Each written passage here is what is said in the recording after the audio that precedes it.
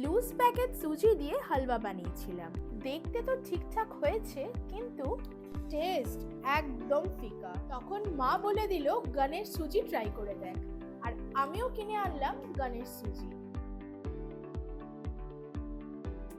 দেখো তো একবার, লুজ সুজির দানা কত আনইভেন আর ডাস্টি, আর এইখানে গণেশ সুজি দেখো, দানাগুলো একদম ইভেন আর ক্লিন। এই ডিফারেন্সটাই তো বানায় টেস্টটাকে একদম পিওর।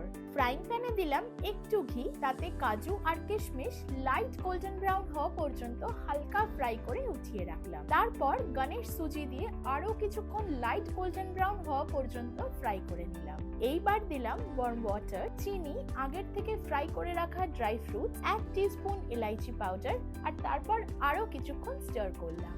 আর নামানোর আগে একটু স্যাফরন আর 1 স্পুন ঘি দিয়ে কন্টিনিউয়াসলি স্টার করলাম, আর পেয়ে গেলাম একদম পারফেক্ট টেক্সচার। গণেশ সুজিতে ইউজ হয় কালার সর্টার টেকনোলজি, যা এনশিওর করে প্রত্যেকটা দানা থাকে শুদ্ধ ইভেন কালারের, আর তাই টেস্ট হয় একদম পিওর। আর এই যে দেখো, সুজির হালুয়া রেডি। টেস্ট একদম ফাটাফাটি। একেই তো বলে টেস্ট অফ পিওরিটি।